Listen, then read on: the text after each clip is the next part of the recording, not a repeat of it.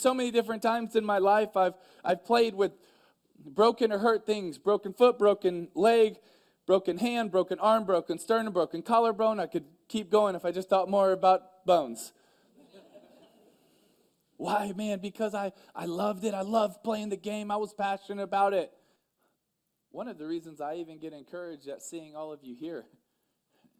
Do you know why I get encouraged by that? Is because you could be anywhere doing a lot of different things, but you chose to be here. Some shows don't need a celebrity narrator to introduce the show, but this show does. In a world filled with endless opportunities, why would two men who have built 13 multi-million-dollar businesses altruistically invest 5 hours per day to teach you the best practice business systems and moves that you can use? Because they believe in you. And they have a lot of time on their hands. They started from the bottom, now they're here. It's the Thrive Time Show starring the former U.S. Small Business Administration's Entrepreneur of the Year, Clay Clark, and the entrepreneur trapped inside an optometrist's body, Dr. Robert Zoellner. 2 men, 8 kids, co-created by 2 different women, 13 multi-million-dollar businesses. We started from the bottom, now we here. We started from the bottom, and we'll show you how to get here. Started from the bottom, now we here. We started from the bottom, now we here. Mr. Clyde started from the bottom, and now we're at the top, teaching you the systems to get what we got. Colton Dixon's on the hooks, I break down the books. Z's bringing some wisdom and the good looks. As the father of 5, that's why I'm alive. So if you see my wife and kids, please tell them hi. It's the CNC up on your radio, and now 3, 2, 1, here we go. We started from the bottom, now we here. We started from the bottom, and we'll show you how to get here. Started from the bottom, now we here. We started from the bottom, now we here. We started from the bottom, now we here. We started from the bottom, and we'll show you how to get here. Started from the bottom, now we here. We started from the bottom, now we here. All right, T-Town and Oklahomies, people listening right now live on the radio and people watching live on Facebook Live. My name is Clay Clark. I'm the former SBA Entrepreneur of the Year, and I am here to help you learn how to start and grow a successful business and teach you how to have a successful life. Now, typically, Dr. Robert Zoellner joins us on the show, but today he's off expanding his vast entrepreneurial empire, and so I had to ask myself, I had to say, who would be the perfect person to replace Dr. Zoellner? I know it's going to be my wife. Miss Vanessa, how are you? I'm doing great tonight. Great to be here in the box that rocks. It's your first time being in the box that rocks. That's right. My first time in the box. I must say, it is great. It's got the great ambiance, the whole feel. The great mojo And here. the music in the background, it's like a party. Oh, yeah. Now, we brought on a guy. This guy knows how to have a party. This guy knows how to congregate a group of people and coach these people into having a great time. He knows he really knows how to lead a group, a flock of people, if you will. It's Tulsa's shepherd. It's Tulsa's pastor. It's Pastor Kelly Goins. How you doing, sir? Hey, I'm doing great.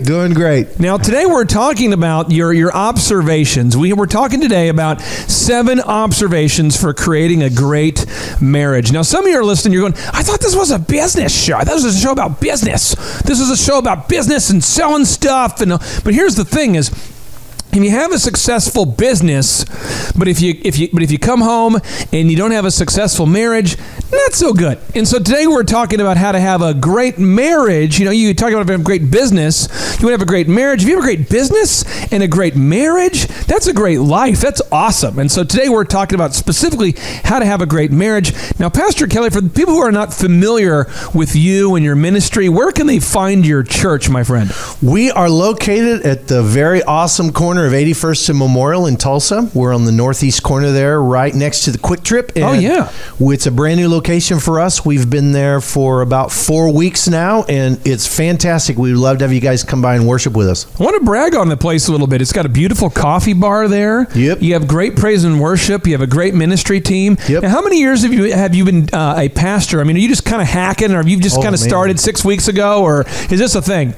I've actually been in full-time ministry for about 38 years. Wow. I'm not that old, but I started young. I've been in full-time ministry for about 26, 27, something like that. Wow. And so I've been doing ministry all my life. My father is a pastor, and my grandfather died at 104, and he was a pastor all of his life too. 104? Yes, he pastored his church until he was 100. Was he eating organic? Absolutely not. Fried He was food going back all to the way. biblical times. He was pushing through. He was. Looking for those 317. Everything was organic back then. That's right. Wow. Okay. Now here's the deal. Now we're talking about again the 7 observations for creating a great marriage. And Yep. have you had the opportunity over the years to counsel couples in marriage? Oh, sure.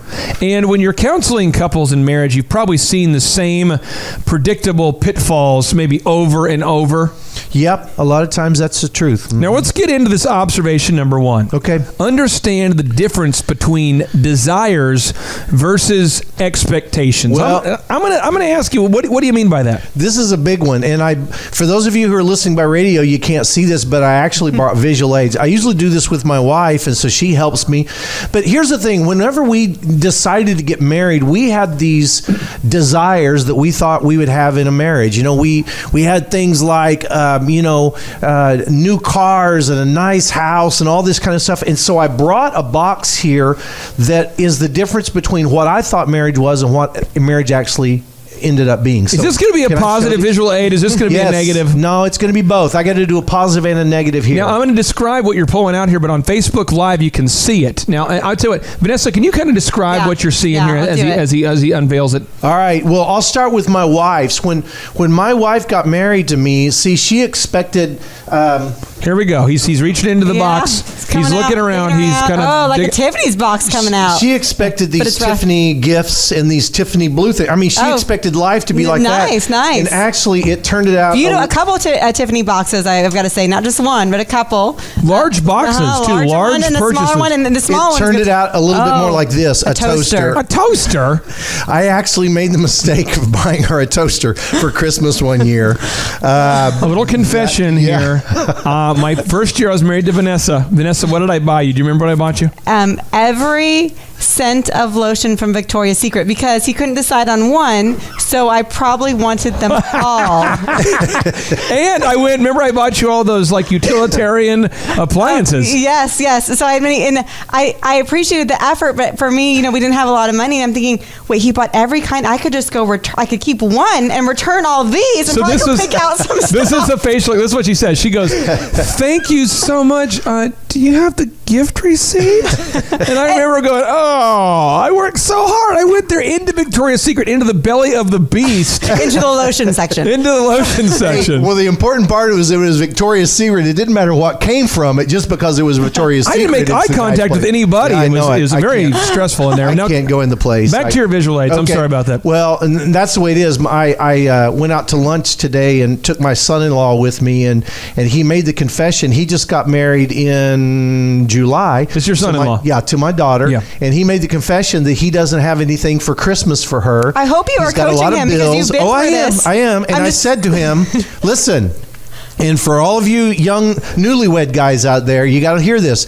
Never buy your wife anything that plugs in or that has a motor, okay? Oh, wow. Note to It self. needs to have chocolate on it, leather conditioner, or jewelry cleaner, and you're okay. It has to have those kind of things. No practical value at all. No, it's got to be fun things. So that's the way that was. But she expected Tiffany blue. I gave her a toaster. Here's another thing she expected is what The for beach? us. Yeah, the beach. He's got a really nice beach towel here, guys. It's got, aquamarine, some, turquoise. Yeah, she loves the blue. beach, and she expected for us to go to the beach all the time, and instead she got Here we go. He's reaching into the box.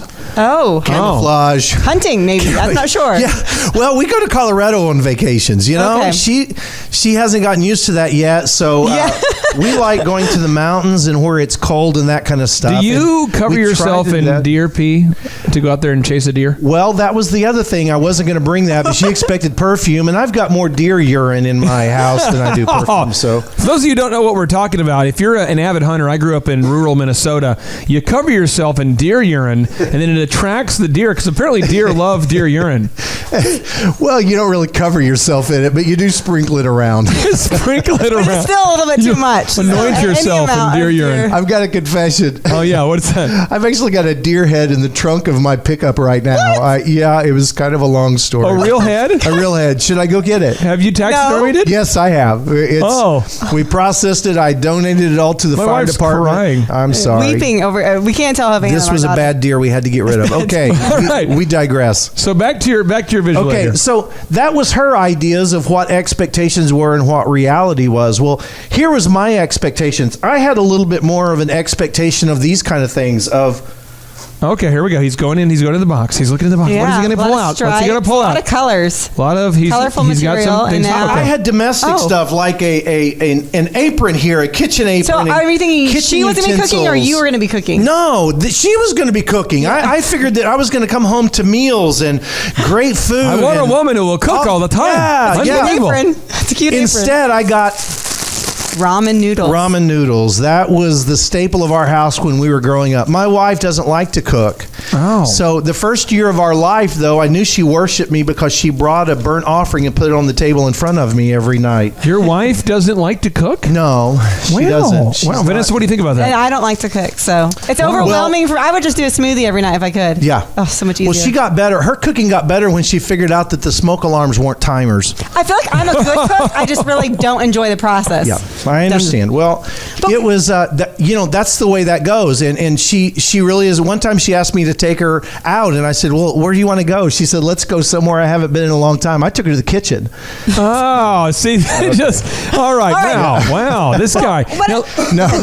I want to say ask that you. it- Sorry, I think you're saying here is we have all these desires, Yeah. and they become expectations. And I feel like this is a huge thing that Grothy, I think it was David Grothy. Pastor Grothy. Yeah, we went to premarital counseling. This is why I'd encourage every couple has got to go into premarital counseling. Yep. It was huge. He went over basically what you did right here. Yep. What are your expectations, Clay, for marriage? Vanessa, what are your expectations? And we had to sit there and see where we were apart and come together. And premarital counseling is huge because Yep. you can work through all these things before. And I'm sure you do that with couples, correct? Right. Yeah. We have a whole program that we'll take couples through and talk to them about what are their expectations and realities in marriage, and what do you look forward to, and just what those realities are, because it's important for them to know about that before they ever get into those. All marriages. right, now here's the deal. My job is to make this knowledge actionable, okay, and to give you some really positive facts. So we have a fun factoid. This just in from the American Psychological Association. The fun people over there,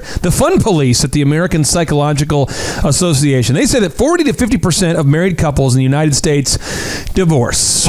The divorce rate for subsequent marriages is even higher. So on marriage number 2, it's not so good. Not so good. So that's not really a fun fact at all. But the actionable knowledge here is if you're talking to your wife and you're going, if you're talking to your husband and you're going, we just aren't on the same page. What I encourage you to do tonight is you want to take your super attractive spouse, you want to take them out to, what's the restaurant, Bird? What's the Oh, restaurant? I like Russo's. You take them out to Russo, and Tomato what you're soup. going to do, just get them some tomato basil, get them their favorite entree or soup. Go out there and go ahead and make a list of what your expectations are versus maybe kind of where you're at right now versus kind of the expectations versus what's actually happening, your desires versus expectations. Go ahead and do it. It's a healthy exercise. Sure. And when we come back, we're going to talk about observation number 2. And do you want to know what observation number 2 is? Well, I'd love to tell you, but I can't tell you until after you come back, because we have these great advertisers and we want you to listen to their sensational commercials. And when we come back, we're going to talk about observation number 2 to take your marriage out of the toilet.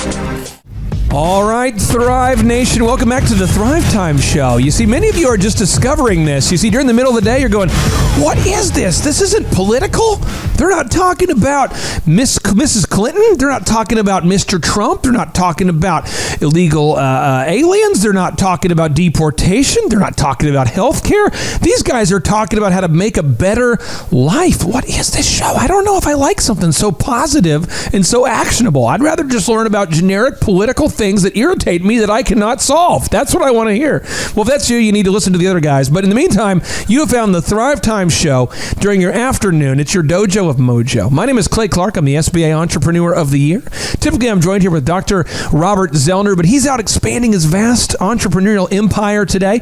And so I brought on the co-host with the mo-host, my incredible, beautiful wife of 15 years, Mrs. Vanessa Clark. Mrs. Vanessa, how are you? I'm excited to be here in the box that rocks and hanging out with Pastor Kelly. We brought in Pastor Kelly. Now, just for anybody who doesn't know who Pastor Kelly is, he pastors a flock. He's a shepherd of a great group of people here in Tulsa, Oklahoma. They are the Faith Church congregation. Pastor Kelly, where is that place located, my friend? 81st and Memorial, brand new location for us, and so we've been there for about a month now, and we're on the northeast corner right next to Quick Trip. What's that website if people want to learn more about your church? TulsaFaith.com. And why should somebody check out your church? I mean, someone's going, I don't know. I mean, I'm going to be at that Quick Trip anyway. I'm going to get some taquitos. Why should I mosey on over there? Well, we got great coffee. We got great worship. We got great loving people, and I think it's a place that you will find yourself at home, and you'll learn about the Word of God. And today we are talking about the 7 observations for creating a great marriage. You've been in the ministry for years, and we want to help all the thrivers, all the 1170 listeners have a great marriage. So observation number 2 is your desires become expectations. I'm going to go ahead and ask you, what do you mean by that, my friend? Well, somewhere between the limo ride to the airport on vacation and the cab ride back home, your expectations and the reality of your life and your marriage kind of collide, and you hit that understanding that it's not going to be like you thought it was going to be. Now you have these expectations. First, they were desires. You wanted your wife to be a certain way. You wanted your husband to be a certain way. And now that you're married and you've gotten back, you expect them to perform and be the person that you want them to be. And what happens is that in this process, it's very self-centered. It's not us-centered. It's very centered on what I want and what I need. And so it's that reality when our desires and reality actually collide and expectations collide. So let me ask you this, Vanessa, as a woman, as a married woman, as a woman who's, you've been around a lot of married people, you've been in the Tulsa community for a long time. What thoughts do you have, or what questions would you have for Pastor Kelly about what does he mean by your desires becoming expectations? Well, I think he's exactly right. I mean, we all have, for every marriage, it's going to be different. And for each spouse, it's going to be different about what their expectations are for their spouse to meet certain needs. But I think that really it comes down to how do you solve that problem? And I think if you can, as adults, maturely sit down and say, as a team, where are we wanting to go together? And then what are we needing from each other? As a woman, I would say, okay, I have these emotional needs. My husband, not so much, and that's fine. And so I need to know, okay, well, for him, these are the things that are important to him, and he is satisfied as long as these things, he has these things, and I want to watch all the Patriots games. That's all I'm saying. I want to watch all the games, every game. And for him to understand what my needs are, then I think that you can move forward and you can be fulfilled, and you can say, obviously things are going to come up and you bring up, hey, this is an issue, or this is something that I realized not having to do with you, but this is a need I have, and this would be helpful to me if maybe we could meet it in this way. But I think always focusing on not on the other person about what they're doing wrong, because they're not. They're being themselves. But looking in yourself and saying, this is a need I have. Can we sit together and figure out a way I can better meet your needs and you can meet mine? For somebody who's listening, Pastor Kelly, who goes, okay, I'm listening and I'm realizing, oh no, my desires have become expectations, and those expectations are not being met, and I don't know what to do. What advice would you have for the listeners out there? What advice would you have? I think exactly what Vanessa's saying is really important, that you sit down even before you're married and you write down what your expectations are, what you want out of a marriage, what you think the marriage is going to fulfill for you, what your needs are, what your spouse's needs are going to be. Possibly you may realize you guys don't even want the same thing, in which case you just say, I'm glad we found this out now, and not after the marriage. Yeah, you don't like the Patriots? That's what I don't understand. In almost every marriage, in almost every wedding that I perform, and I always do this on my own, but I always go to the groom before, like, minutes before, and I say to him, my keys are in my pocket. If you want to leave, go. Yeah. And I will make whatever excuse for you, because I would rather you Yep. bug out now than once you get married. I married a couple one time, and 6 months later, 6 months later, they divorced. And actually, after about 3 weeks, they split apart, and Oh my gosh. it just wasn't what they thought it would be. You know, they Yeah. thought it would be getting up in the morning and have breakfast together, you know, out on the patio and romance And they and all probably that. never sat and had these They deep didn't. conversations. Exactly. Which is the whole thing. They didn't Okay, know what I they were getting into. have a little rant I want to go on. I'd like to go on a rant, and then you guys can pull me back. Here's the deal. I believe that men, you're listening right now, and you're going, "This is not me. I'm not that kind of guy. I'm not the kind of man, bear, pig. I would not do that." This is what I think. I think guys, we look around and we go, she is hot. Oh, yes, she is hot. And then we begin, once we lock in and go, boop, boop, boop, boop, boop, boop, boop, boop, boop, radar lock, she's hot. Then what we do is no matter what she does, henceforth, we justify all, we're like, but it doesn't matter because she is so hot. And that's what guys do. They're infatuated. I don't think they're actually in love. I think love is a decision. Maybe I'm wrong, and I'll let you two just kind of destroy me and say, you're wrong. You are wrong. But I believe that love is more of a decision and a commitment, and not a feeling, but it's more of a commitment. That's what I believe. And I believe that infatuation is the current situation that most men are in before they get married. That's why I think engagement is such a and big for thing. Women too, I think they're infatuated. Anyone, once you get into a relationship with someone, then you're going to have to make the ongoing choice. So I think courtship is so huge, though. Like dating someone for being engaged for 9 months or 6 Yeah. months. and or- that's To our see them, their society. ups and downs. Our society wants to tell us that we got to try it out before we marry it. So Yeah. the thing is that more young couples now, especially millennials, are living together and they're not getting married.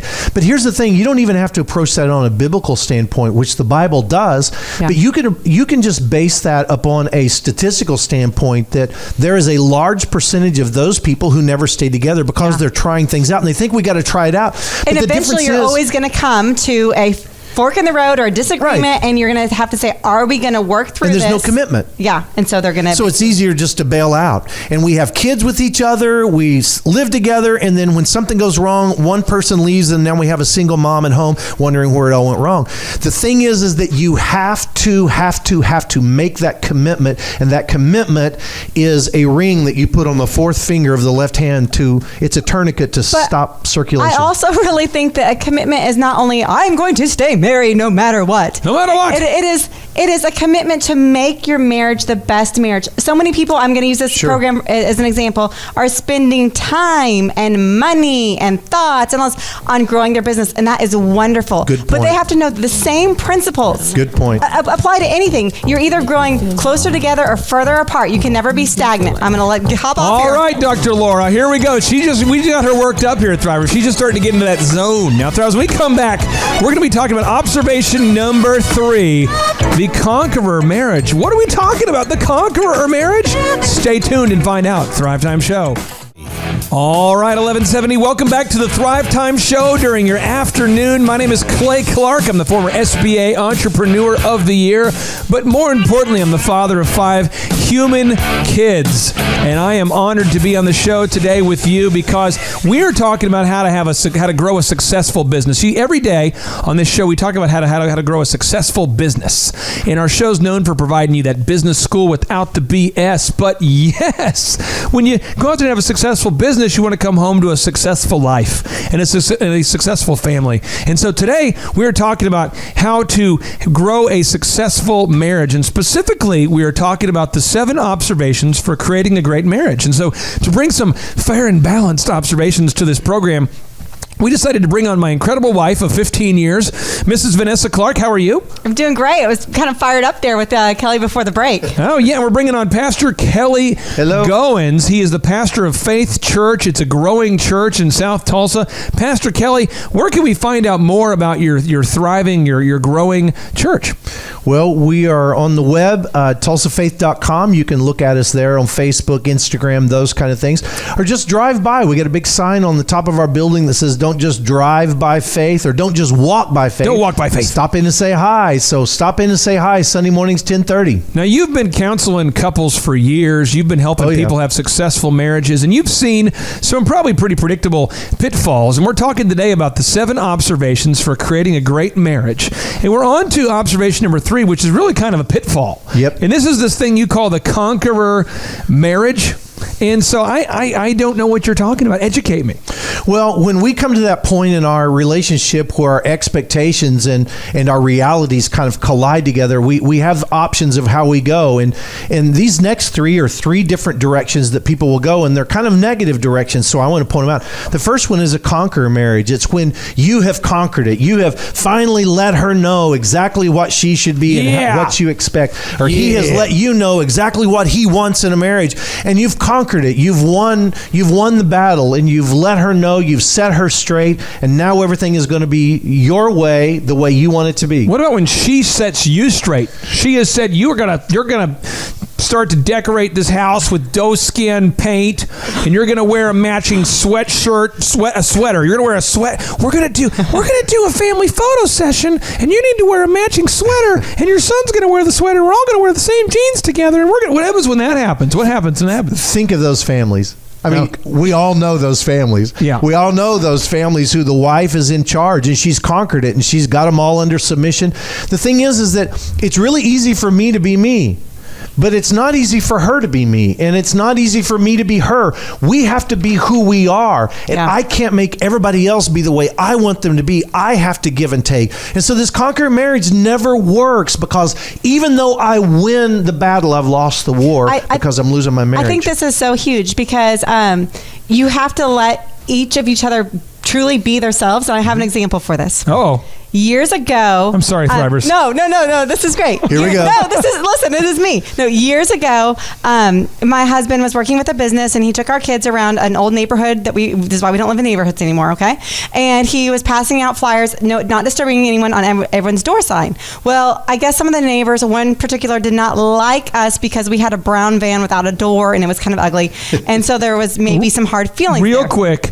I just want to make clear, Thrivers. I had sold a business, and we were doing very, very well. Yes. And I had a brown van for nostalgic reasons. And one of our employees ripped the door off the van, and I wanted to keep like the A-team. It was like the A-team. And It's you like would the just van use it without a for door. random stuff, like just anything random, and the kids It was loved hot. Okay, it was a Okay. van without a So- door, and so people were upset about me. But by the way, Anyway, that's kind of the context. that's the brown van. Yeah. But anyway, so people did not like that. So maybe they did not like us. So the next day, after passing out these flyers, suddenly there is a no soliciting sign in our neighborhood, and we're the first house that comes in. No My solicitation. husband comes home. That's not right. They can't do that. There can't be a sign. And I don't even know where to go with this. And I'm realizing I'm on a radio show. Yeah, you could share the whole thing. So that night, my husband disappears for a while, and then he comes into bed and he's like, "It's gone." Gone. I'm like, what's gone? He's like, "The sign." I'm like, Yeah. "What?" He's like, "Yeah, I took down the sign." "You took down the sign? Why did you take down the sign?" I don't have to have that sign. Where's the sign? It's in the river. So suddenly I'm getting stressed. I'm like, no confrontation. And I'm thinking, oh my goodness. They're going to come tomorrow, and they're going to come to me, and they're going to ask where the sign is. And I can't lie. I'm going to have to say, my husband threw it in the river. So long story short, he, out of the goodness of his heart and maybe some tears from me, he got that sign and he put it back. But this is something I never realized until years later. I was infringing on a little part of the clay that had to be himself.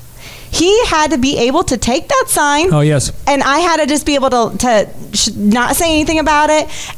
But you know what? There's also parts of Vanessa that have to be able to say, you know what? This really bothers me, or I have a problem with this. And so it's getting to your authentic self and being able to be that yourself and let your spouse be that. And if you can't do that, you don't have a legit marriage. You're not gonna, I don't know how long you'll be able to fake it. It won't Pastor work. Kelly, you had something on the other. Let me just, I love what Vanessa said. And that's very true, because a lot of families go through this. But the problem is that when you've conquered everything, the problem is that intimacy leaves, Because you're not letting the other person be themselves. You're in them. control. Yeah. And now intimacy and love becomes a duty, because I'm doing what I am told. And that's not what marriage is all about. And so that's what I'm saying. I think there's such intimacy when that you can truly let the person be themselves. You can hear the things they have to say. They can be validated. And that is having a true relationship But the rest, yeah. Now, speaking of intimacy, I'm going to tell you what, it is ecstasy when Pastor Kelly is next to me. And Thrivers, I'm telling you what, if you're on Facebook Live, you want to see we three. I'm just telling you, it is just audio. When you look at it, he's one of Tulsa's most beautiful men. He's a pastor of a growing church. You got to go on Facebook Live and check it out. My name is Clay Clark, former SBA Entrepreneur of the Year, and you're here on the Thrive Time Show, your daily dojo of mojo. When we come back, we're going to get into the next pitfall, and trust me, you want to know about this. All right, Thrive Nation, Green Country and Oklahomies, welcome back to the Thrive Time Show. For many of you, this is lunchtime. This is the time that you're going to get some lunch. And you know where I get lunch when I can go out for lunch? And I got to be honest with you, I never go out for lunch. So when I go out for lunch, it's about 7 p.m. on the way home or 6 p.m. or whatever time it is. But I go to Oklahoma Joe's. And you know why I go there?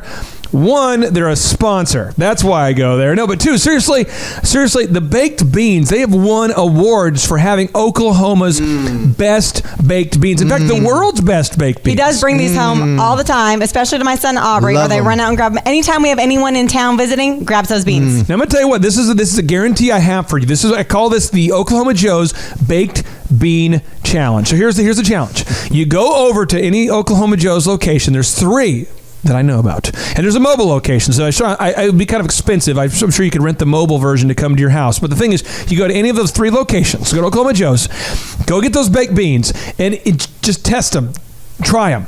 And I tell you what, if they are the world's best baked beans, you just come here to the Thrive15.com world headquarters on the left coast of the Arkansas River in beautiful Jinx, America, and you come to our Thrive15.com world headquarters, and I will give you not only a high five, but I will give you a free copy of my newest book, Thrive. Now, if they are not the best baked beans, you come to my office, I will call you a liar, and then I will give you a free copy of my new book, Thrive. I'm just telling you that they're the best baked beans. You got to do it. I promise you. I'm committing right now, Tulsa, for a limited time. If you do it today, I'm gonna take care of you just today. Now you're going, today I got to alter my life to get a book. It doesn't make any sense. Oh, it will make sense when you and I have had a high five or I've called you a liar. Either way, it's going to be a great form of a personal communication. We're going to really build a great relationship. And speaking of great relationships, today on the show, we are talking about how to create a great marriage, and specifically 7 observations for creating a great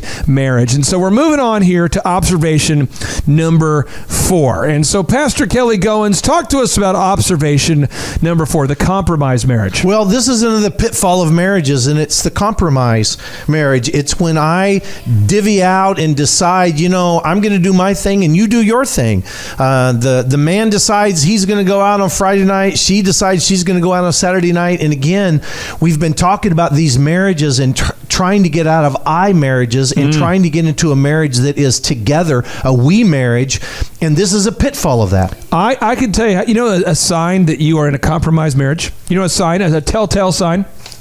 What? Yeah, go. Well, I mean, you've been a marriage counselor for years, so I'm going to just tell you what I've seen. Okay. If a man gets a customized bowling ball with his name on it, if your husband says, I want a bowling ball with my name on it, and a rose in the middle of it, and then a shirt. If your husband's running around with an embroidered bowling shirt, or you find that you look at his credit cards, you're like, what is he up to? What's he doing? Is he sneaking around? If he has signed up for some kind of bowling membership or some kind of league, you know that he's beginning to compromise and say, you know what? I'm going to live my own life. I've decided to just throw it all away, and I'm just going to eat cheese fries and drink beer and join a bowling league. And that's how you know things have really hit the bottom. Miss Vanessa, So back to you. I think this comes back to, for me anyways, there's just the principle that you could apply to business, to fitness, to relationships. You're either getting better or worse. So these two people are either deciding, and you've got to make a conscious decision and effort to grow together, or by default, you're growing apart. There's no being stagnant. And so when you're both going 2 separate directions, doing 2 separate things, this is why I think it's so huge if you are a couple who has a business, especially a startup that's going to take so much time, to incorporate it into your entire family's life, because you can't be going 2 separate directions and it won't work. And you guys do a great job of that. I mean, I come up here and I see your kids. It's a conscious effort that we both have decided I see your to make. Kids working, and I see the whole family involved in this, and you know the people that Clay hangs out with, and vice versa. There's no one that I hang out with that she does not know. This is true. That's Yeah. true. I mean, Yeah, it is. Like, and I will it say goes this both because ways. I mean this sincerely. There are moves that we do. My wife and I do these moves, and we probably tonight we could learn something from you. So I'm excited for you to continue to educate us. But there are some things. There's 3 things that we do constantly that I encourage everybody else to do. One is that we're very intentional about really not spending time with somebody of the opposite sex. Good. Yeah. In like a closed door format, you know. Sure. Because again, it comes to you're always growing closer together or further apart. And you know, What are you doing and with are that? there occasional opportunities where those things could happen? Yeah, but you got to be intentional to just go. That's not our normal. We don't do that. Sure. Second thing is we really try to bring our kids into the business. So our kids actually do we have 5 kids. We homeschool them all. When I say we, mainly she, but Well, she Miss Tristy, homeschools shout all out to 5. Miss Tristy. She's huge. Yeah, and Miss Tristy, Miss Clay Tristy brought her Fryer. in when Big shout out to you. We brought on Miss Tristy Fryer. She's a great lady. But we have the 5 kids, and so they're up here doing the cleaning in the office. I'm teaching my son entrepreneurship and landscaping. Oh, yeah. Slave labor is what it is. slave labor. Yeah, They make some big bucks. I let me bet. tell you. And the third thing is we really, really do talk about the business around the kids. We involve the kids. They come up here on the weekends. They help us. And it's really a family thing. So I would just encourage, if you're listening right now and you do own a business, and according to Forbes, 57% of you listening right now want to start a business at some point, make sure that you try to be intentional about putting rocks. I repeat, rocks in your schedule. If you take rocks and you put them in a cup, and then you fill that cup with sand, Right. the rocks still fit in that cup. But if you put in the sand first, the rocks don't fit. So put Right. the rocks of scheduling time for your significant other into your schedule and your family. Now, Pastor Kelly, what other kind of warnings or I guess advice would you have for people as it relates to the compromised marriage there? Well, again, we have this concept of me divvying out my time and bargaining with my spouse that she gets to do things and I get to do things. And again, these are 2 separate lives. And what we're talking about here is bringing these lives back together, because as long as I'm more concerned with my rights and what I get out of the marriage and what I want, and her doing what I want to do, I'm not spending the time listening to what she needs and taking care of her needs. This is still what we would call an I marriage. It's an I-centered marriage, and I-centered marriages never work. They always fall apart. They never work. Now, you've been, how many years have you been in ministry, my friend? I've been in ministry for about 38 years. Not full time, but in ministry full time for about 27. You've seen, I mean, according to all the statistics, about half the marriages end in divorce. Right. Doesn't matter really what statistic you look at. You can read the Huffington Post, or you could look the American Psychological Association, or you could get into these Sure. different studies. But if you could say to the people listening right now, hey, put the brakes on and do this. If you could tell somebody one action step as it relates to to this compromised marriage kind of warning here, what action step would you give them? Well, I'm not going to jump all the way off this, because we're going to share that here in another segment coming in front. But what I'm saying, one of the greatest things you can do is start spending time together. I mean, we've been talking about this, and I always think of biblical connections, but there's a verse in the Bible that says, what does it profit a man if he gains the whole world but loses his own soul? And I've kind of adapted that to say, what does it profit a man if he gains the whole world, has the greatest business in the world, and is a millionaire, but he loses his own family? There has to be that connection, and part of that is setting those priorities. I know for my life, and I think it's a biblical order that we can do, is to set priorities. God is number 1, my family is second, my wife is second, my personal development is third, and then my work is fourth, and then my church attendance is fifth. And I think that you have to keep that priority list going. I've heard this example before, and I'm going to share it on the store show, is that oftentimes men view marriage like, if it's a house, that it's 1 bedroom in the house. Yeah, and, 1 bedroom. Yeah, the and they bedroom, have all these yeah. other bedrooms they go to during the day. They go to their office, do their work. They might go to do a workout somewhere. They might have their friends, and then they come home to the room that is their wife. And where a wife views a marriage as like the whole house, it's all integrated. So she's going to come home and tell you about the friend she works out with, or she's going to want to know about your friend she works out with. She's going to want to know about your job. And I think as a woman, I think we're all made so completely different, men and female. Women just want to be included. Mm-hmm. They want to feel like they're not this thing off to the side, but they want to know that they're integrated in your whole life, because they're going to integrate you in their whole life. And so that's why I think it's so awesome. Like Clay is saying, we've had to be intentional. Hey, when we have kids, we want to have them be a part of the business. How can we do that? Because business is such a big part of our life. Hey, Sure. we grew at the beginning together, but how can we continue that? And it's a conscious decision that it's going to be different for everyone in how they incorporate and do those things. Sure. Two things I always make sure I say to my wife every day. And the first one, before I leave, I tell her she looks wonderful. She looks beautiful because She does. I have seen that about Lisa Goins. She's hot. She's always dressed I up. outpunted my coverage on that. She's a lot prettier than what I should have gotten. But here's the thing: if I don't tell her that, someone else will. And if she doesn't hear it from me, she's going to listen to it. And the other thing is, when I come home at night, I say, "How was your day?" Because again, I want to meet that need in my wife, and I don't want other people meeting it. Those are my two questions I always give to my wife. I don't mean to one-up you, but then after I do that, I go and get my wife a dozen roses. All right. I typically will give her a bubbled bath with only the finest of the Where's the Tiffany item. box? And then after that, I tend to give her a Tiffany gift. These are just every day. These are just things that I do every day. No, but Thriver, seriously, if you're listening right now, who has a perfect marriage? Nobody. But I'm going to tell you this. We want you to have a successful life. We're here to help you. We're here to help mentor you and really to answer your questions. We've had so many people email info@thrive15.com asking, how can I improve my marriage and my business? And so that's what today's show is all about. Now, we come back, we're going to get into this next pitfall, which Pastor Goins has seen for years. Stay tuned. Thrive Time Show. All right, 1170 listeners, the smartest people on the planet. You could be listening to anything right now. You could be listening to a little Justin Bieber, nothing wrong with that. But you could be listening to a little Taylor Swift, nothing wrong with that. You could be listening to political news right now. You could be getting super frustrated with just the status of the economy or the recount or all that. But you know what you're doing right now? You're choosing to invest in a self-help program. So you're trying to invest in yourself. You're trying to be the best self that you can be. So you can take a great selfie tonight. Get out your phone, take a picture of yourself because you're the best self you can be. You're listening to the Thrive Time Show. And my name is Clay Clark. I'm the former SBA Entrepreneur of the Year. And here today, I have two very special guests on the show today. Dr. Robert Zellner today. He's a doctor. He's an entrepreneur. He's an optometrist turned tycoon. And, you know, he's out expanding his vast entrepreneurial empire while I'm holding down the Alamo here tonight. Today was within the glass box that rocks here at the Thrive15.com world headquarters. And so I brought on two great guests today. I brought on my incredible wife of 15 years, Mrs. Vanessa Clark. How are you? I'm doing great.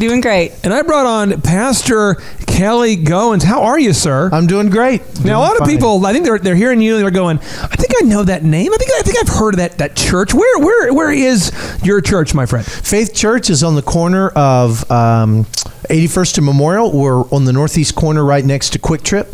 And it's a new campus for us, and everything's going great. It's a great location, great place. Now, we're talking today about how to have a great marriage, and specifically 7 observations for creating a great marriage. Now, for people who are wanting to have a great marriage, that's not me. I don't want to have a great marriage. I like it the way it is. Well, if you want to have a great marriage, or you want to have a great family, or you're looking for a great church, why should people come out and check out your church for the first time? Well, there's a lot of great people there, and we can help you learn principles from the Word of God.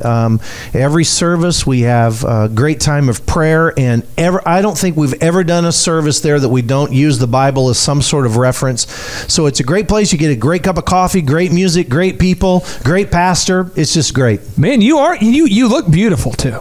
It's a place for a beautiful pastor and a great church. Now we're talking about principle number 5. This is observation number 5, which is the debt and debtor marriage. What are you talking about, Pastor? Well, we've talked about here the marriage, and we've just talked about how marriage can be centered upon what we want and what our expectations are and what our demands are. And this is kind of the third pitfall in that. Ooh. And it is what we would call a debt-debtor marriage. And that is just when I come to that understanding that I convince my wife that she owes me. You know, she owes me. You're supposed to do this. You're supposed to be my provider. You're supposed to clean the house. You're supposed to be the one who does the laundry. Yeah. You're supposed to take care of my needs. I go to work all day. I work hard. I come home at night. All day. I just want someone to be kind and nice and sweet to me, and maybe even romantic. I mean, that you owe me that's the key phrase there. He's a you pastor. Owe me. He's a pastor, so he can't say what I want to say. but I'm going to emphasize the romantic part. I'm just going to say that men, you're listening to the show and you're going, all I'm looking for is nonstop romance. That's all I'm asking for is intimacy. Maybe sex. What? No, see, The girls are looking for the romance, right? This The guys- is I am using code Those words. are different. I didn't. Those are different things. I am using code words because I am a man. This is a family show, and I'm using clean words. You're over there being dirty. I'm all about that. People on Facebook Live, she is over there in that dirty section. So anyway, let's talk about this, Vanessa. I want to have you unpack this, okay? Yeah. So this debtor marriage, where are people getting it wrong? What have you learned through 15 years of marriage? Talk to us. Well, the good news is I don't think that we have done that, which is good. I'm very, very thankful. You've never been like, hey, I do this. So, but what I'm saying, but the principle is you would never be able to fulfill that debt because there's always going to be, the thing is, I remember before I married Clay, I remember your mom asked me, why do you want to marry Clay? Yeah, why? And she would tell me, this makes me feel good. This is a win for Vanessa. We have all wondered that, though. Yeah. No, I told her, I said, his beauty is amazing. I want to make him have the best life possible. And she looked at me and she goes, okay, like I'd like you to marry my son. Yeah, good answer. But this is the thing. So it should be about how can I please that other person? What can I do to serve that other person? And I know in our marriage, it hasn't been the stereotypical of maybe how, because it's, maybe I was serving by writing checks to DJs till 3 a.m. until he came back. But I was like, that's what he's asking me to do. So maybe we didn't have the typical, but it worked for us. But it was never like, well, I did that, so now you need to do this. But if we did, it wouldn't, either way, you could never fulfill the debts either way, because you know why? When you are looking at a debt, you're looking at your own side. You're never looking at the other person's side. Right. I tell you, especially in our society today, when we look around, when we watch television, the things our kids watch and just kind of the programs that we watch on television, they're all against that. I mean, it is, what can you do for me? The Janet Jackson song, what have you done for me lately? What have you done for me lately? That's kind of the concept that we have in life and in marriage. You have to perform for me. And I think that, if a husband and wife, a couple is constantly thinking, what can I do to serve the other person? It makes it cyclical, so the other person automatically receives or wants to serve back. But the problem, the only thing I can see it tripping up is if someone becomes so focused that you have one person serving. I'm going to brag on myself here, Travis. That's the only. So you have to. You have to. When you get to the last one, you got to involve Jesus. I want to brag on myself here because I am not awesome, but every once in a while I do swing and I do hit the ball. But my kids and I, we go to the mall. We're out there at the mall. We're doing mall stuff, and and it's a deal where you go to the mall, and Vanessa says we're going to do family photos. Okay, we're going to do family photos, and say. My wife, she goes, babe, you can wear whatever you want for family photos. And I'm like, what? I don't have to wear that stupid sweater that every man in America has to. Every man in America has to wear the same sweater his wife wears. You've never had to make the sweater. There was 1 year. I think my mom brought you a sweater. I wanted to shoot myself, but I didn't have a weapon, and I was afraid of death. My mom but the thing was, I was not a fan of that. But I'm saying, so anyway, Vanessa lets me wear what I want. I said, wear a jersey, wear sweats, or wear a suit, whatever you feel comfortable in. That's just great. Please be at the picture. So then I went out there to Godiva, and I got her some dark. It was the dark chocolate with the almonds, almond bark. That's right. And so I did that, and I will tell you, I don't want to give away all my secrets, but there were some other gifts I purchased, and they might or might not have been for herself, not so much myself. And so the thing is, but she started the catalyst. She was the one who started the positive mojo. She's the one who said, you get to wear what you want, which as a guy in a family photo, that's like, am I in heaven? This is so good. And then I was like, I got to outdo her, and it became a positive thing. So she started the catalyst. Right. I tried to over-deliver, and that is why things are going great right now. One more time. I think that always comes back to, again, you've got to recognize who, as a person, who you are married to, and let them fully be themselves. Like I said, the first year that we did a family photo, this is years ago before we had any kids, and I said my mom brought the sweater and asked Clay to wear it. Oh, it's terrible. Again, it injured his soul, right? But I'm saying he has to be able to be freely who he is as a person, but at the same time, I have to be able to be free and say, you know what, this is important for me to have photos. So wear whatever the heck you want. I do not care, but And- Either and you have it a works good-looking out. photo or a big smile. I would rather have a big They turned smile. out awesome. They turned out That's good. awesome. But even what he was wearing, he went above and beyond. Can I tell them? Yeah, sure. Okay, so the kids were so cute. They got back and they said, I expected him just to wear a jersey and sweats or to show up in a suit. I did not know. And the kids go, Mom, Dad he was so excited. He went to Walmart and bought a $9.98 Navy sweatshirt. $9.98. I That invest he all the photos. embroidered Go Pats on it and Do your job. And it just happened to match everything we're wearing, right? So I'm so happy. And then this is what he did. He never does this. And Havana whispered to me, she goes, and he bought jeans for himself at the mall. Oh, I never wear jeans. He never wears jeans. I've never And I was seen like, you in she jeans. goes, he did that for you, Mom. And I was like, oh my gosh, he didn't have to do that. Big smiles. And he never said anything to me about it, but the kids did. But all I'm great. saying is to go above and beyond and to serve. Yeah. But at the same time, he was able to freely be himself. Right. I could be myself. You've got to let each other. What be did you want? yourselves. What advice would you have for the couples right now who are listening who have decided to go below and under? They're in a negative cycle, man. Hey, here's the biggest thing. Quit keeping score. Quit keeping score on your spouse. How many times have they done this? So then how many times have I done that? So what happens is that when I'm in a pattern of doing the wrong thing, then I want to keep score on how many times my spouse has done it. So I can come back and say, well, listen, last month you did this and this and this. So you got to forgive me of what I'm Well, doing. now you just sound like you're fighting. So quit keeping score. I mean, and that's what we're going to get to in this next point that we talk about. But that's the biggest thing is don't keep score of what's going on in your life and in your marriage.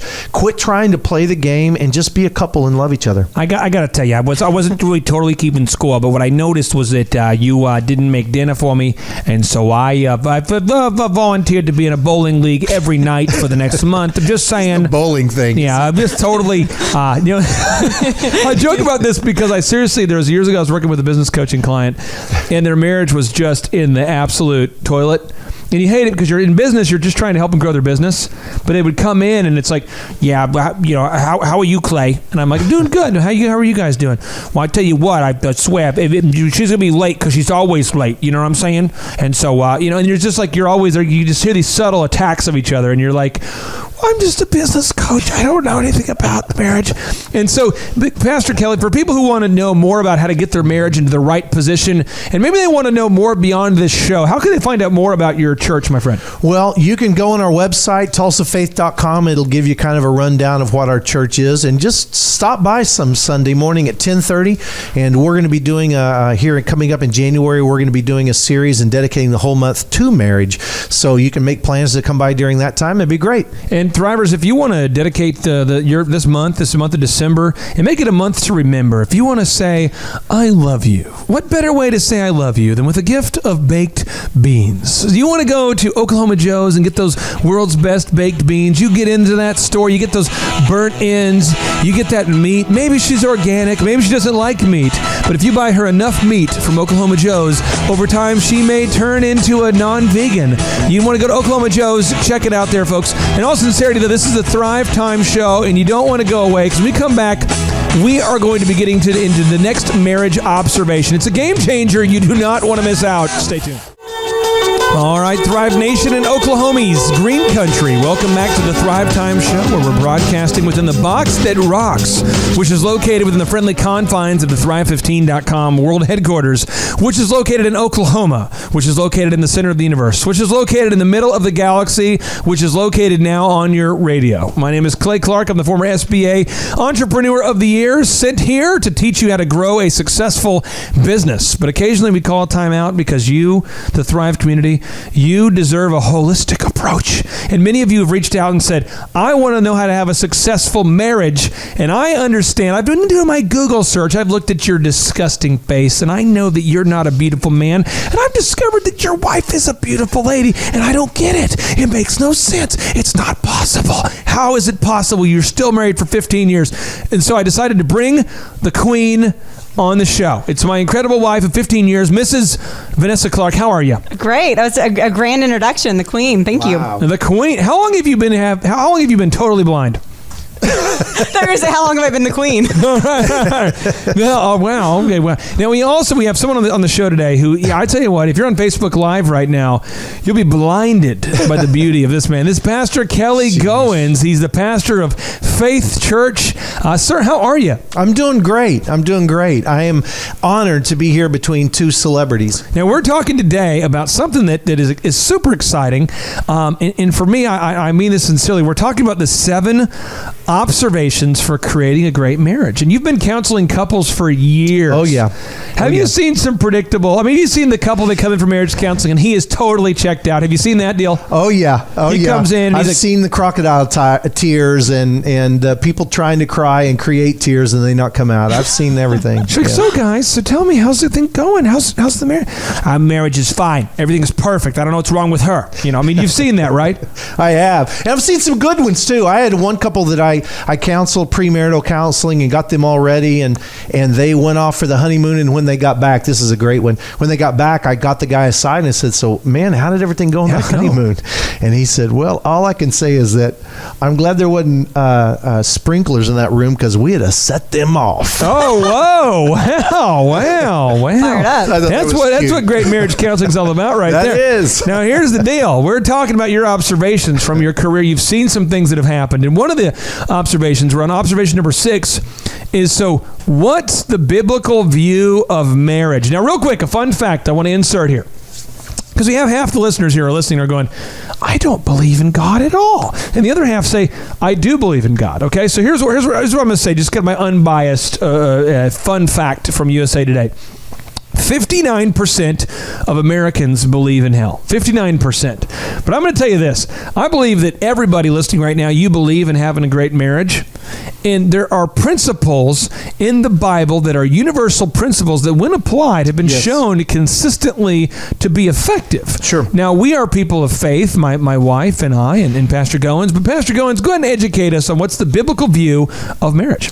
Well, I think probably when you're in a church or in a counseling situation and they start talking about marriage, eventually they're going to go to this scripture in Ephesians, the 5th chapter. And this is the famous scripture that says, "Wives, submit yourselves to your husbands." It split denominations and caused lots of problems. I did a wedding one time over here at Tarp Chapel, and I went back to see the bride. That's where we got married, by the way. Is it really? Yeah, I had to put that in there. Maybe it was you guys. No, I went back to see the bride before the ceremony. She said, "Okay, listen, you're going to read that scripture, but don't read that part about submit yourself to your husband. She's all prepared. Whoa. I don't want you to read that." I said, "Okay, you're paying for it. It's fine." So I go back to get with the groom and pray with him, and he says, "No, listen, one thing I want to make sure that you read is that, what do I do? I want you to read the parts about the submitting." They need like an emergency premarital counseling right there. Yeah, I knew him longer than I knew her, so I put it in. It made her mad, Of course, Wow. They spent their honeymoon in different locations, but that wasn't my fault. Wow. But anyway, but this one scripture is kind of the scripture that everybody goes to. But here's the thing, and I'll get into a little bit of Bible study here. Here we go.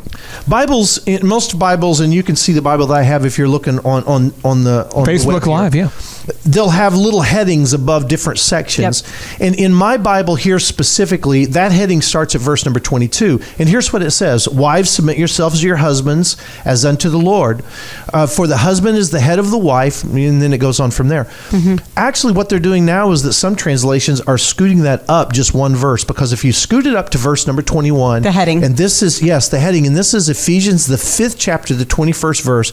This is where the pause lies. And this is what you need to read into it, because this one verse sets everything else. And it says this: "Submit to one another out of reverence for Christ." Now, why is that so important for this whole thing? Because when we get into these verses that say, "Wives, submit yourselves to your husbands," and "Husbands, love your wives," the overriding verse in this is this one thing: submit yourselves to one another.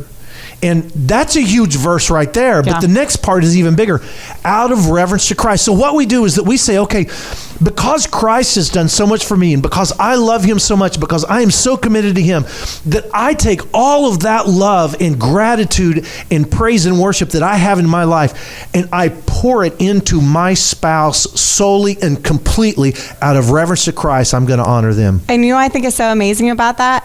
When you do that out of reverence for Christ, Yes. He in turn will work in your marriage. Exactly. I mean, do things Yes. to each other's hearts. Okay. We have someone listening right now who's going, hocus pocus, all this discussion of Jesus and all this stuff. What if I don't believe in Jesus? Why should I submit to my wife, who, by the way, owes me? Okay, so this is what I want to say. It's just like I said earlier, how we were talking about the desire to serve a spouse, and then they in turn serve you, and that works great when you're serving them and they're serving you, and you're serving them and it keeps going on. But it will always fail if it becomes then one person serving and serving and serving, and the other is just taking and taking and taking. That's why it has to be mutual submission. Right.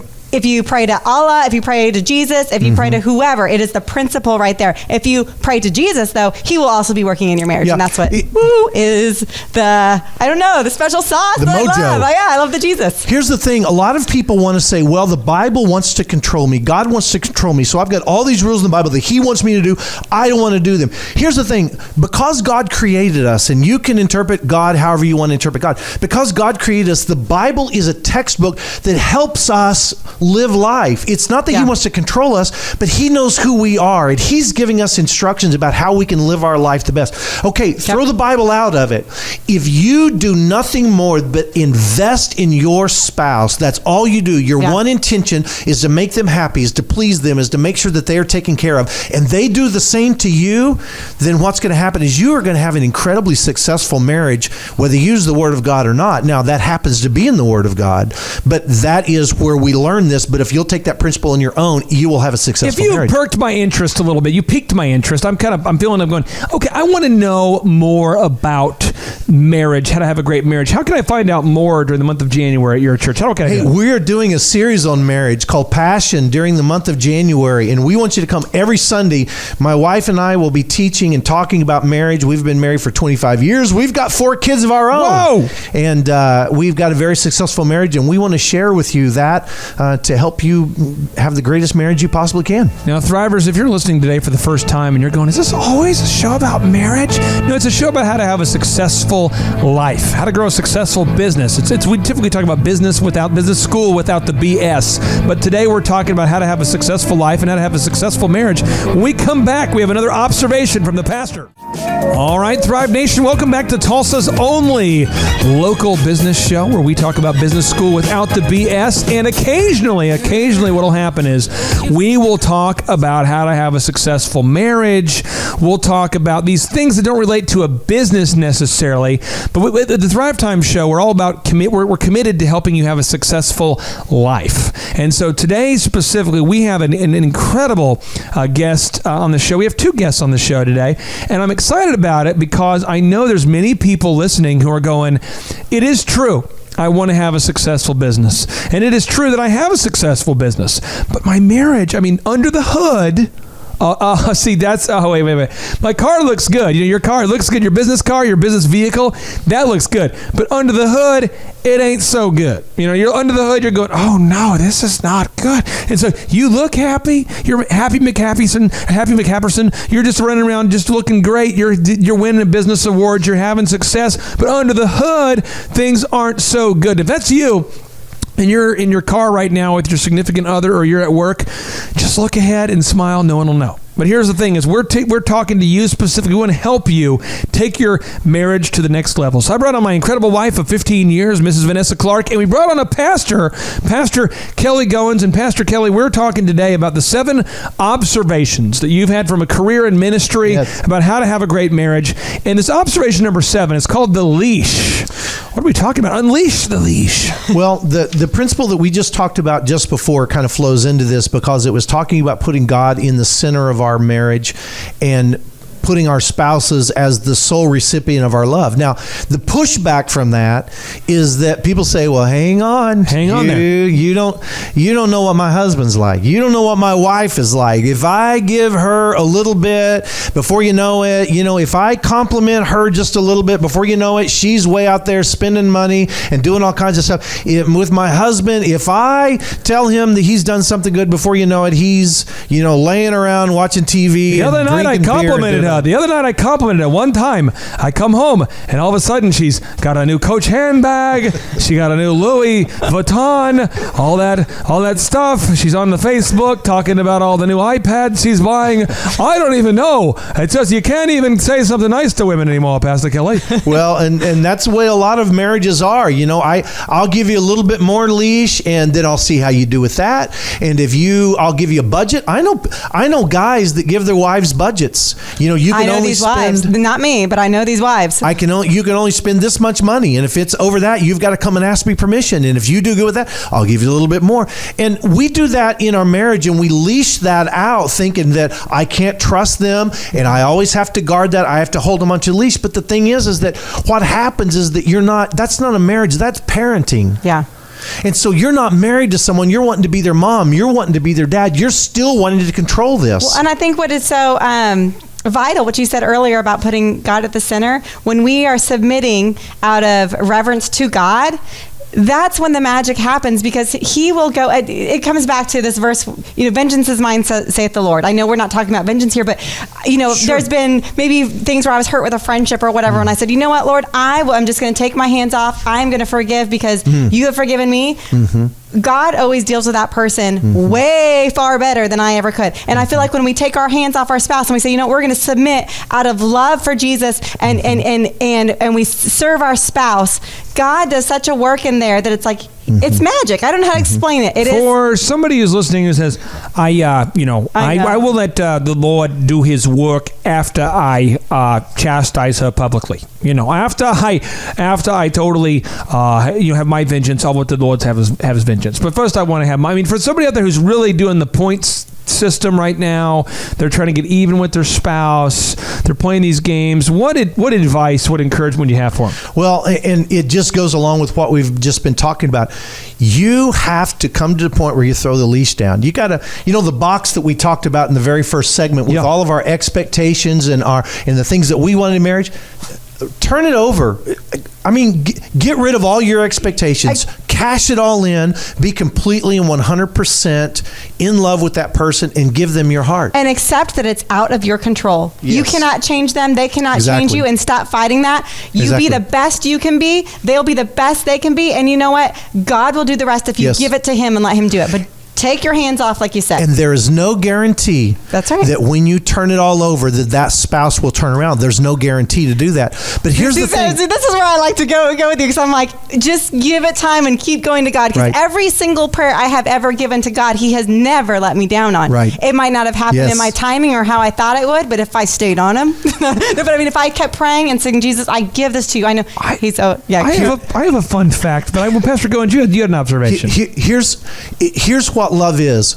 Love is me giving everything to my wife without the expectation of her giving it back to me. I never completely know, but love is all the risk. Because here's the thing. At one point, Christ decided to die on a cross and sacrifice everything to give me the choice at some point to serve him. There was no guarantees that I would. There was no guarantees that I would ever or you would ever decide to do that. But he laid it all, he cashed it all in. He turned it all over to give us that choice and that option. So if he is willing to do that for me, then I am willing to do that for my spouse. I have a business fact for you guys. A fun business fact. It's a business school without the BS. Here's a fun business fact. If you want to keep half of your money, you don't want to get a divorce. And so this just had a fun fact about Elon Musk. He's a billionaire, but the guy got divorced to the same woman twice. So he's the guy who started PayPal. He started SpaceX. He started Tesla. He gets married. Then he gets a divorce. So then he gets remarried about a year and a half later. And again, he gets divorced. The same woman. So I'm just telling you, Thrivers, if you're listening right now and you want to keep half that money, if you're like, all I care about is business. All I care. Well, you want to have a great marriage, and then you might just mess up and have a great life. So Thrivers, when we come back, we're going to do a recap of these 7 observations, and Pastor Kelly's going to tell us about a great sermon series he has coming up next month. All right, Thrive Nation, welcome back to the Thrive Time Show, the place that you go to learn how to start or grow a successful business. I'm laughing because off air, we have on the show today, we have this unbelievable chemistry. I'm telling you, we have Pastor Goins on the show, and things are always flowing when we have on Pastor Kelly Goins. We have on my incredible wife of 15 years, Mrs. Vanessa Clark, and off the air, they're ragging me because Here's the deal. This is the time of every time the weather changes at all, I immediately get this allergy deal. But you know, if you know me, you know that I'm like the Brett Favre of business. I do not take sick days. So a couple years ago, I totally tore ligaments in my ankle. My wife remembers my foot swole up to the size of, like, it looked like an elephant foot. True. And I just kept coming to work.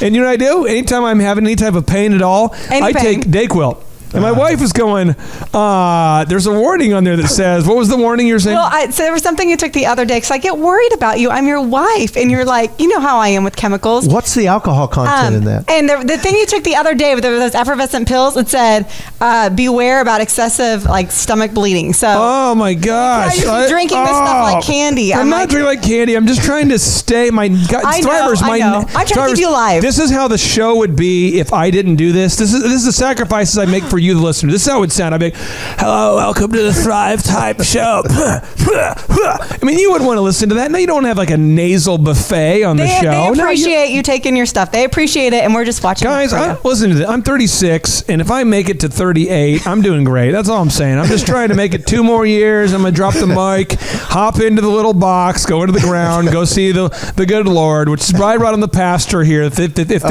thing's in too early. No, I'm gonna be juicing him up, feeding him the beets, the carrots, the ginger. He's getting all that. You're living. You got to at least go to 80. I'm just saying, if it's my time, and I had to die, I would want to die in this box that rocks with you, my incredible wife. The pastor's right here. He could go. Yes, I could bury you. You give me my last flight right here. Yes. Sam the man's here. Andrew the super producer. They're all in the house. Now we're talking today about how to have a great marriage. And I'm telling you what, Pastor Goins has been. How long have you been in ministry, my friend? I've been in ministry about 38 years. So I'm going to give you. We're going to go through a recap of your 7 observations for creating a great marriage. Got it. We're going to go it's like the speed round, okay? So we're looking for a quick summary of each one of these observations. Okay.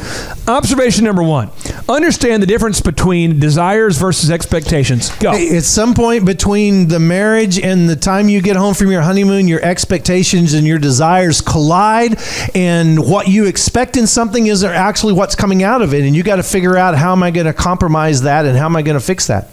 Well, and I tell you what, Thrivers, if you want to know how to fix that, you want to take your marriage to the next level, how could they learn more about you? Well, hey, you could come. We're getting ready to do a series in the month of January. Every Sunday in the month of January, we're doing a series on marriage. And come, because you'll get some great practical wisdom about how to make your marriage the very best it can. We're Faith Church. We're located at 81st and Memorial, the northeast corner right next to Quick Trip. And big sign that says Faith Church. We'd love to have you guys come. And if you can't make it out to his service, starting about 2 o'clock on Sundays, I have a little group I get together. We get together at Quick Trip right next to your church there at 81st and Memorial. And it's called How to Trick a Mega Hot Wife into Staying Married to You for 15 years. And we serve free taquitos. Oh, that's the secret. No. That's what it is. But if you seriously want to learn how to take your marriage to the next level, what time does your church service start on Sundays? 10:30, and we'll be out by 2, I promise. Yeah, so you're out by 2 o'clock. You can get over to my it's like kind of a campfire series.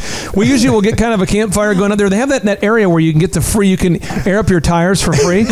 We're out hanging out There's right there. There's going to be a lot of hot air there. Is that what you're saying? We're out there, and I'm just like, guys. Will there be NyQuil there? Yeah, or Dayquil? Guys, you can't do the NyQuil. There are 3 ways to trick your mega hot wife into staying married. Let's go get some taquitos. Okay, let's moving on now. So observation number 2, what is that? Observation number 2 is your desires become expectations. Your desires become expectations. At some point, you got to come to that realization of, how am I going to work this thing out? How am I going to be the husband and the wife that I need to be?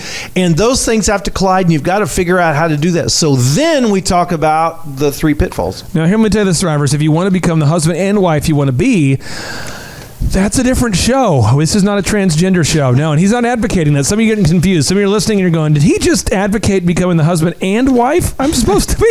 No, that's not what he meant there.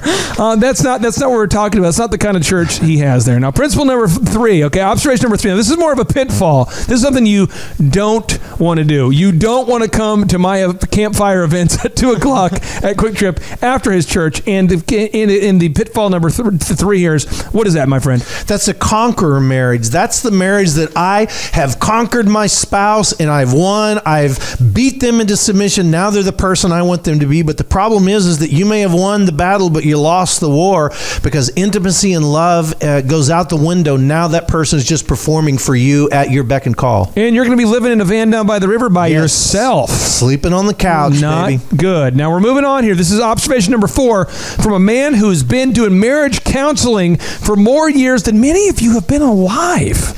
This is observation number 4, compromise marriage. What's that? That's the compromise marriage. That's when we decide we are going to live separate lives, and that's the only way we can get together. You do your thing, I'll do mine. I'll spend time with my friends. You spend time with your friends, and it's like two ships passing in the night. You never come together. It's almost like they gave up on trying to be together. Sure. I'm But gonna we're be stuck in this marriage because we got kids, so we got to stay together. And we got this shared card. We signed up for the bowling league together, and we got this auto charge, and we can't get out of it, and we got to finish the league together before we, go our separate ways, basically. All right, so we're moving on here to observation number 5. This is observation number 5. Now, Pastor Goins, observation number 5. Talk to me about this observation number 5. Why does this debtor marriage thing not work? Well, it doesn't work because again, it's a you owe me. I mean, it's a guilt trip. You owe me because I've done all this for you. I take care of the house. I take care of the kids. You owe me money. Or the husband comes home and says, I work and I do all this kind of stuff. You owe me, affection and love. And so it becomes a debtor marriage where again, I conquer you, I own you, and we keep score of what everyone's doing, and it's not a successful marriage. Now, I'm telling you this, Thrivers, if you're listening right now and you're going, man, this is getting good here. This is just starting to get I like the way they mix it up like this. Okay, we get into this next one. This one's pretty hot. This is an intense one here. This is one you want to maybe write this down here, okay? So this is observation number 6. So what's the biblical view of marriage, my friend? What is it? So it is Ephesians, the 5th chapter, 21st verse, where it says, submit to one another out of reverence for Christ. So the concept is that I take all the love and affection and fidelity and gratitude that I have for Christ because of his life change in my life, because he forgave me my sins and gave me a new start. And I take all that affection and I dump it into one person, and that one person is my spouse.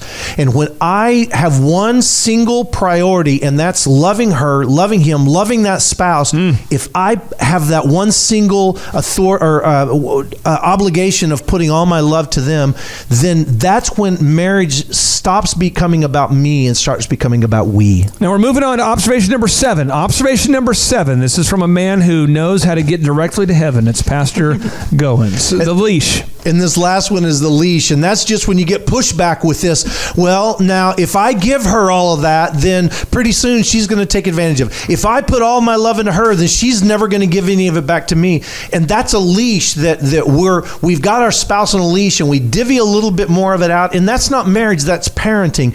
And so the thing is with that is that you have to let go of the leash. You've got to throw your love down. You have to throw your life down. You got to empty the box. You got to give them everything and trust that it is going to work and that God is going to work out this marriage in a good way. Now, Thrivers, if you're listening right now today, you have 3 options that you can take here. You have 3 options that you can take, okay? There's just 3 moves, 3 sort of like a fork in the road, but it's like a super fork. You got 3 different options you can take here.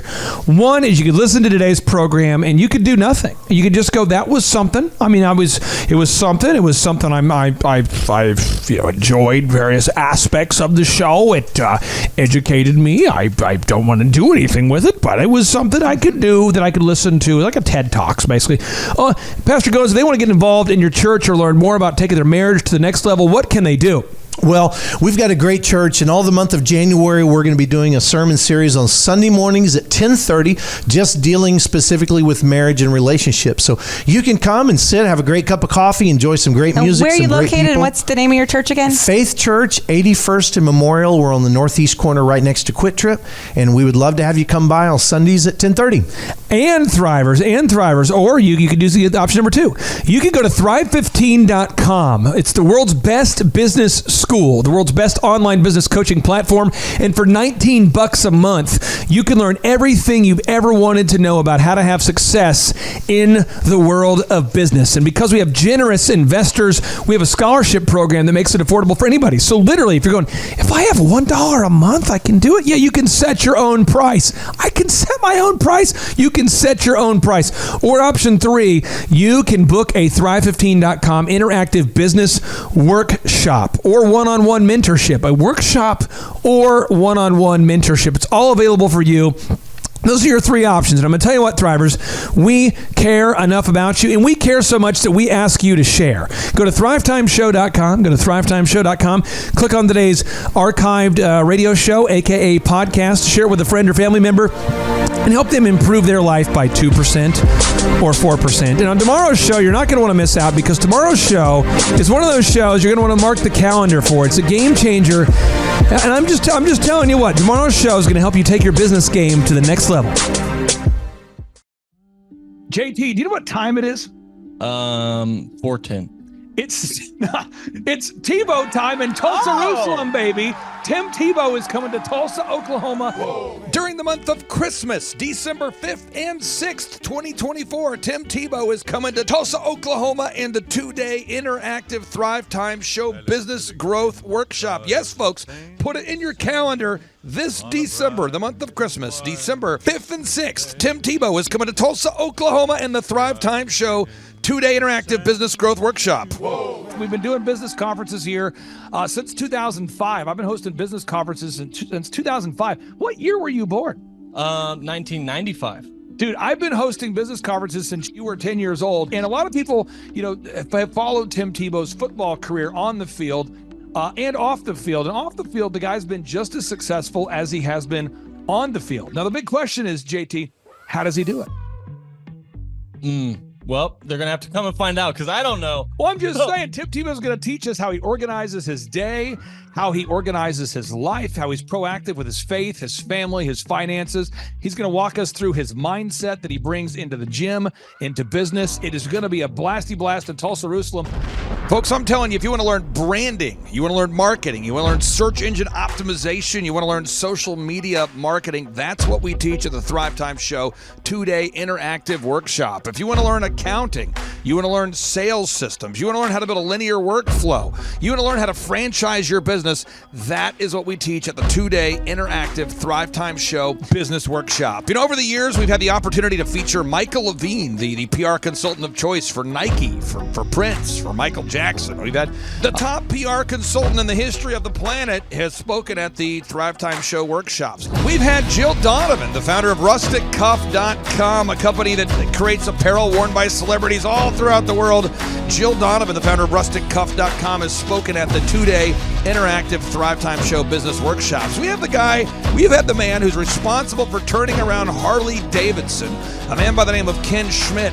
He has spoken at the Thrive Time Show 2-day interactive business workshops. Folks, I'm telling you, these events are going to teach you what you need to know to start and grow a successful business. And the way we price the events, the way we do these events, is you can pay $250 for a ticket or whatever price that you can afford. What? Yes, we've designed these events to be affordable for you, and we want to see you live and in person at the 2-day interactive December 5th and 6th Thrive Time Show Business Workshop. Everything that you need to succeed will be taught at the 2-day interactive Thrive Time Show Business Workshop, December 5th and 6th in Tulsa, Oklahoma.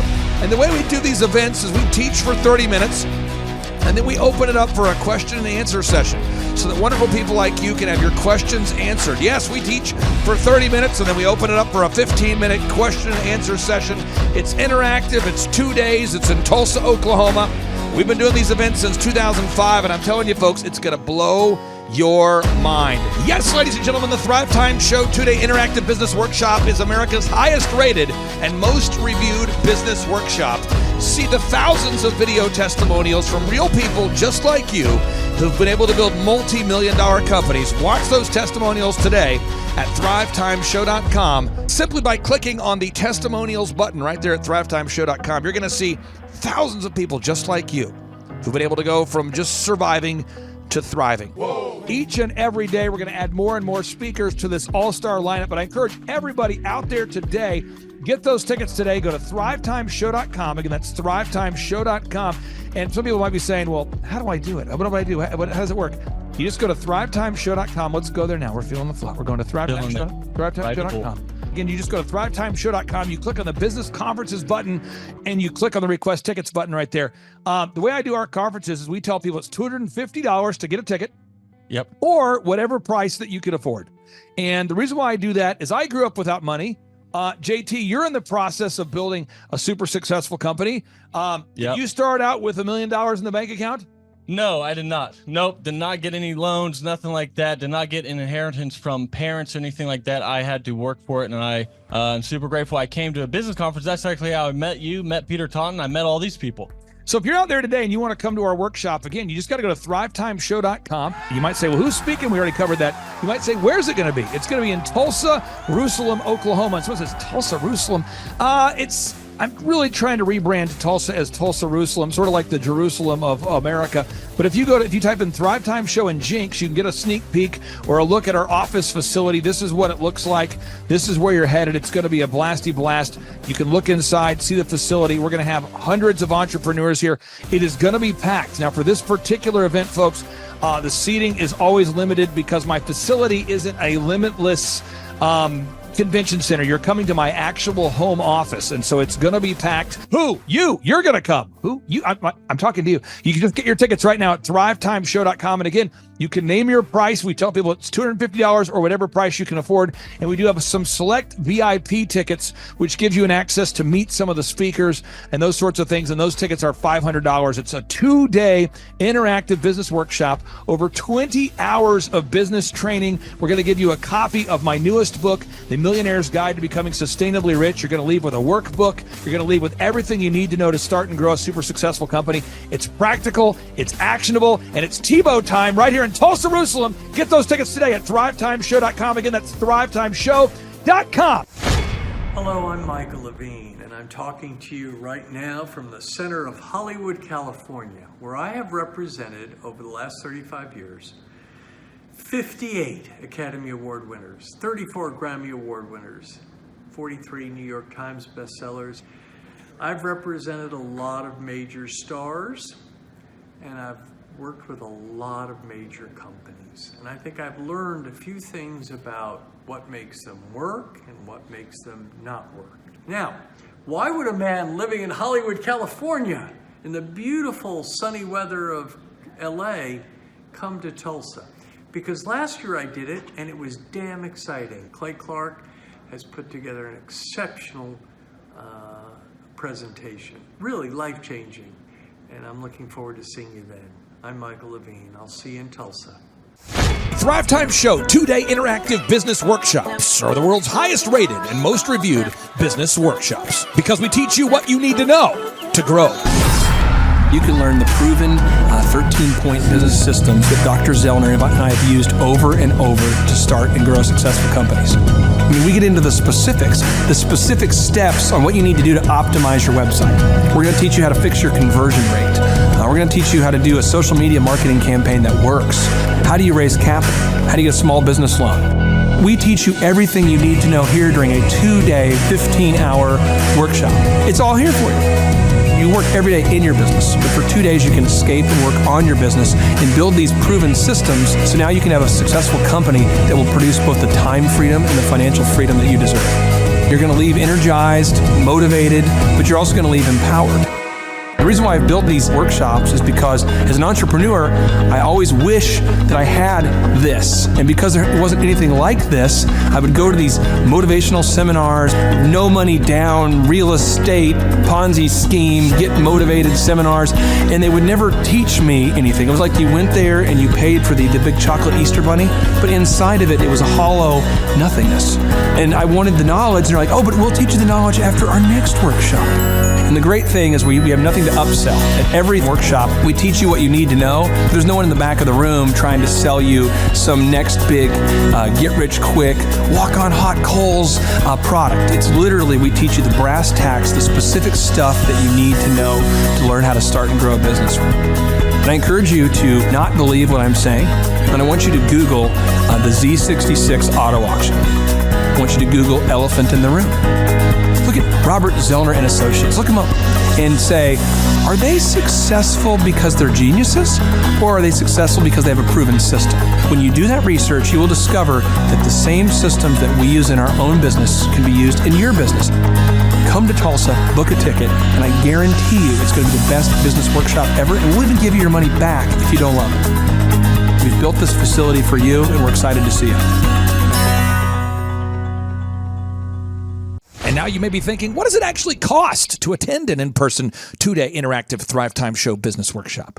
Well, good news. The tickets are $250 or whatever price that you can afford. What?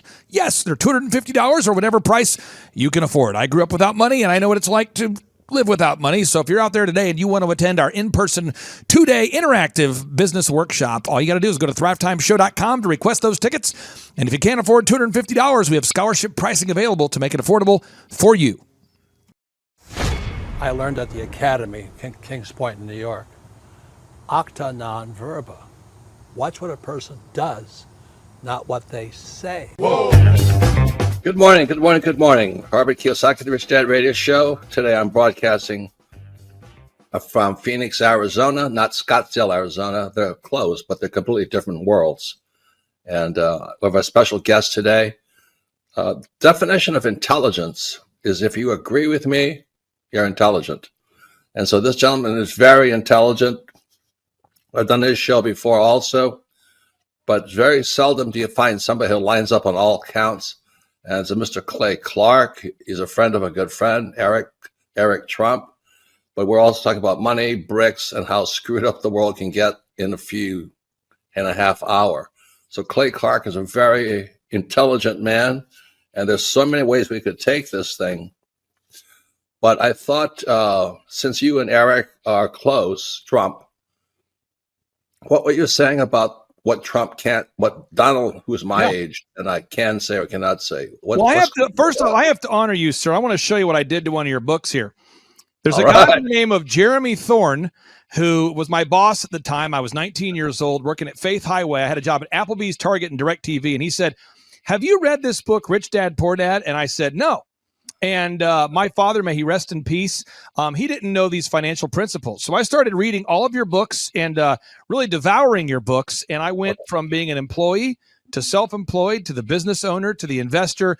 And I owe a lot of that to you. And I just wanted to take a moment to tell you thank you so much for allowing me to achieve success. And then I'll tell you all about Eric Trump. But I just want to tell you thank you, sir, for changing my life. But not only that, Clay, thank you, but you become an influencer. More than anything else, you've evolved into an influencer where your word has more and more power. So that's why I congratulate you on becoming. Because as you know, there's a lot of fake influencers out there too, or bad influencers. Yeah. So anyway, I'm glad you and I agree so much, and thanks for reading my books. Yeah. That's the greatest thrill for me today. Not a thrill, but recognition is when people, young men especially, come up and say, I read your book, changed my life. I'm doing this, I'm doing this, I'm doing this. I learned at the Academy, Kings Point in New York. Acta non verba. Watch what a person does, not what they say. Whoa.